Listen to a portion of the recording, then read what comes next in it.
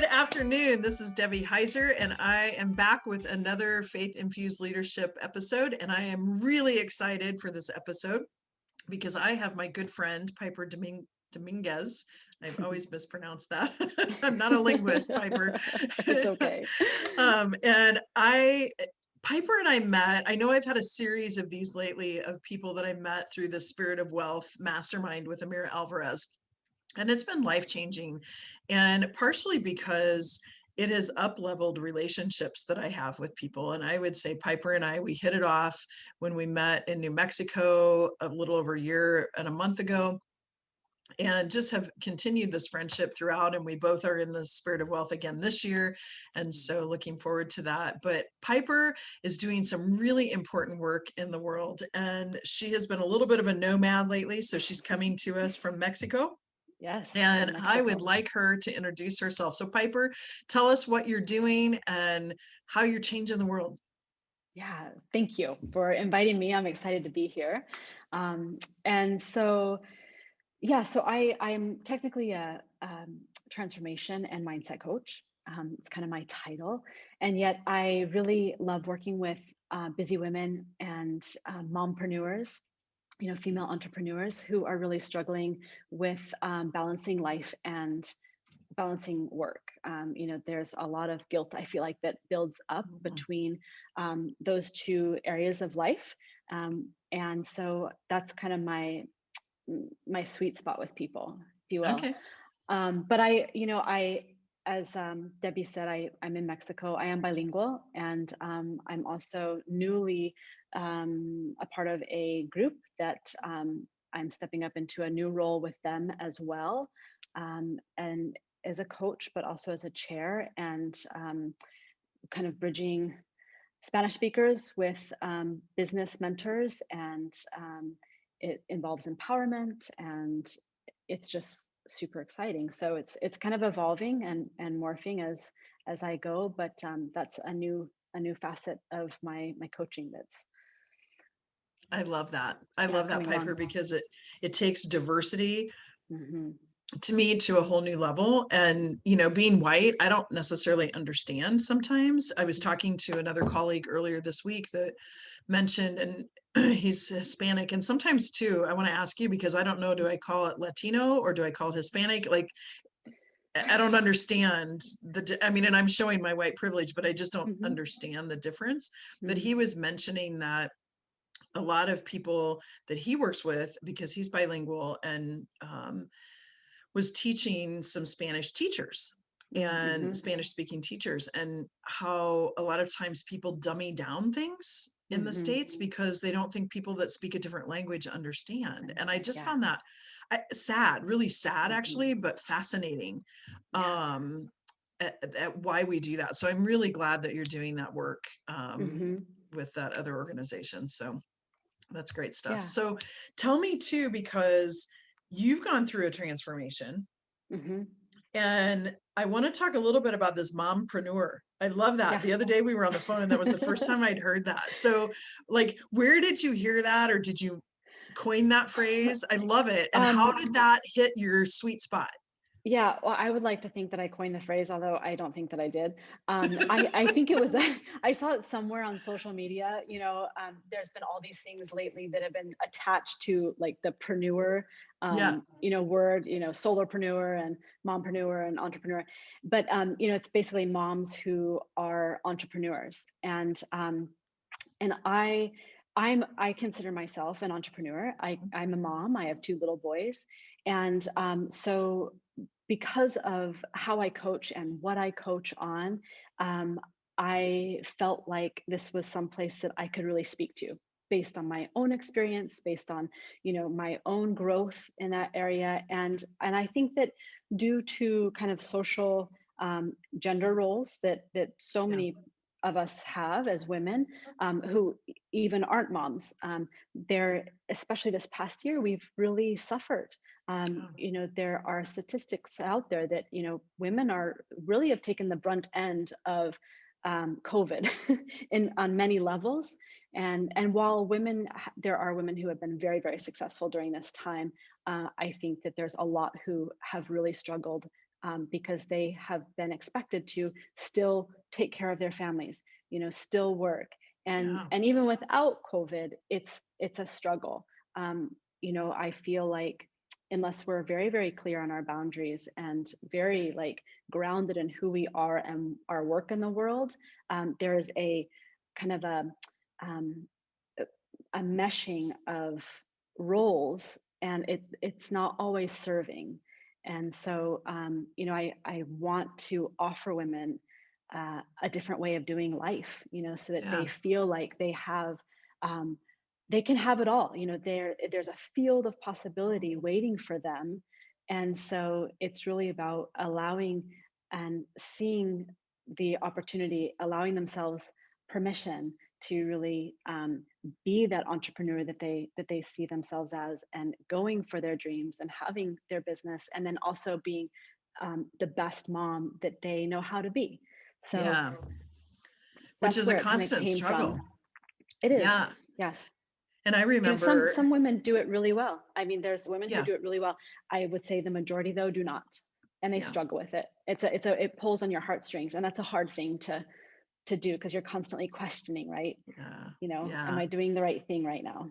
Have you read the book, The Year of Yes by Shonda Rhimes? Do you know who Shonda Rhimes is? I do, She yes. wrote the I book. don't Yeah. think I've ever read the book though, no. It's a great book, and I'm surprised I haven't recommended it to you before. I saw her in person, and she talks about these roles that women play, and Mm-hmm. her year of yes was saying yes to what she wanted versus Mm, saying yes to all of the other things, right? yes. Oh So my that kind gosh. of reminds me of that. And when I think about it, I mean, I'm a mom too. Mine's 28, but Mm-hmm. I remember being an executive and working in corporate Mm-hmm. America when he was young, and feeling the guilt, right? Mm-hmm. And guilt turns into shame if it's not dealt with in Exactly. 72 hours. Yes, And exactly. so I know, like, working with women and even yourself going through this Mm-hmm. transformation, what would you say was a pivotal point for you, and or a tool that, without giving it all away, but like a Mm-hmm. tool that you would recommend or suggest to women that are dealing with this guilt? Because it's Yeah. real.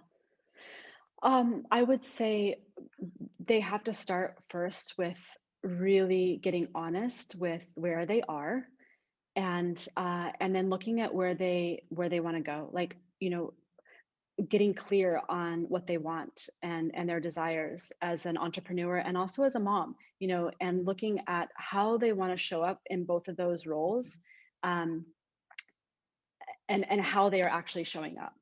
And so, I find with myself, like, you can go through something and you can make it work, and you're kind of just skating on the surface. Yeah. And while it seems okay, underneath there's a lot more going on. And so that's where the importance of getting really honest with yourself is, but without shame and without Yeah. judgment. And then really looking at, what do I really want?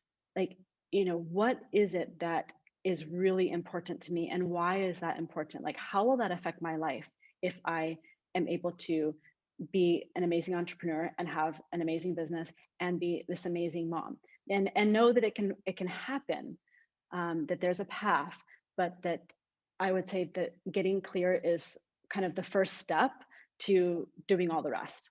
Yeah, that's good, Piper. And when I think about getting clear, I don't know about you, but some of the themes that I see is that people look at themselves with judgment so much Absolutely. Hmm. versus looking through the lens of curiosity. That's what I try to Yes. say is, don't look at it with judgment, but look at it through the lens of curiosity to kind of Hmm. uncover what's the Hmm. reoccurring theme here, and how Yeah. does that happen. And I don't know, that judgment thing is, it's been resonating in my heart for a while, but Yeah. it seems like that happens. And then you were also talking, I don't know why it just left my brain. I wanted to get that judgment piece out there, and the question I Well, I had just totally left me. agree, and I say the same thing to my clients about judgment and curiosity, Yeah. and just, it's so important, and yet there's so much resistance sometimes to it. Yeah. It's Oh like my sometimes we gosh. don't really want to see the truth, especially if it is sort of working, because we're afraid of what might be on the other side. But the thing is, what is on the other side is like the treasure, and that's what people don't get. It's scary, and yet it is where the gold is. Yeah, So I've run into more people that are afraid of success than they are failure. Absolutely. Yes. And that Yeah. that's intriguing to me. That's a research Hmm. project. That's like a It Brene is, Brown isn't it? research project waiting I to totally happen, agree. right? We'll send her a note. Yeah, exactly. Well, and as we were talking too, you were mentioning asking people to get really honest about what they want. And Hmm. I don't know about you, but I know I struggled with this Hmm. because I had always Absolutely. said, well, here's what I don't want. Right. And that's what I Hmm. focused on. And Hmm. so when you're talking with clients, when you're even going through this yourself, like, what did you do to be able to really uncover what you want? Because you talk about societal norms, and I Hmm. don't know, I'm just speaking from my own experience. The societal norm was you don't say what you want, because that, Yeah. in my family, that's like, that's being selfish. Hmm. And I had to work through that story, that it's not that I'm being selfish. It's Yeah. not, it's being passive aggressive when I don't say what I want, right? And then Yeah. complaining because we did something else, Exactly. So how did you get yourself through that, and how do you help other people do that? Hmm. Yeah. It's kind of a vicious cycle, and like you're saying, like I know with myself, same thing. Like it's a really, when somebody first asked me that question, I was like, I have no idea, because I was raised in a, not consciously probably, but unconsciously, to um, do what others told me would be best for me to do. Mhm. And so I really relied on my mom, especially, like, thinking that she knew better than me, because of whatever, there's all kinds of reasons. And again, like, without shame and without judgment on her, but Right. it's very ingrained, and we're very conditioned to not really give ourselves permission to actually do what we want, or to have what Mm. we want, and we don't think it's possible. And so I start with, depending on what level people are at, because some Sure. people are more open than others. And if somebody is really just like, I don't know, there's we go through a series of just kind of questioning, just inner questioning, to just kind of like peel the onion back a little bit. It takes trust with a coach or with a guide Yeah. to um, be open enough to say, uh, actually, I think this is what I want. And so there's different tools, different ways. With some people, I've worked with vision boards to kind of help Mhm. uncover. It's a really fun and kind of cool tool that has a lot of power behind it. It's very empowering.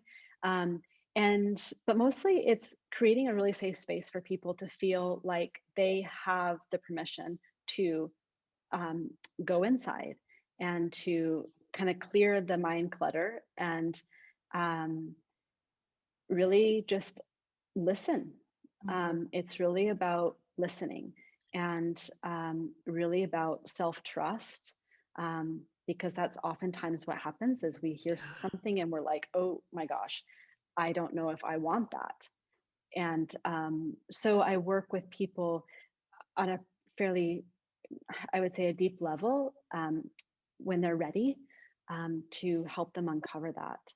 And also it's about starting small. Like sometimes it's about like little things in your daily life to start to build that trust, so you can open up to those bigger desires, where I might say to myself, okay, like, I think I want a cup of coffee. Yeah. And it's like, oh, I want a cup of coffee, and I go get it. Or I need to go to the bathroom. Okay, I'm going to stop what I'm doing and go. So it's like really listening to that, and beginning to build the self trust, so that you can, like I said, open up to those bigger desires later. Nice. So Well, sometimes it's not an immediate process. right. It has a gestation period. It has a gestation period. Yeah. Yeah. So it's interesting too that you bring this up, because I was just listening to a podcast this morning that was Hmm. talking about perfectionism, and talking about exactly what you're talking about. So I must have a message here somewhere that I need to Yeah. hear too. So Piper, tell me too, because I know that part of your transformation, part of what you do with people, it's not necessarily, I don't want to call it religious, because I think Hmm. there's religion, there's faith, there's all sorts of Hmm. different things. And I know you have a really deep spiritual practice.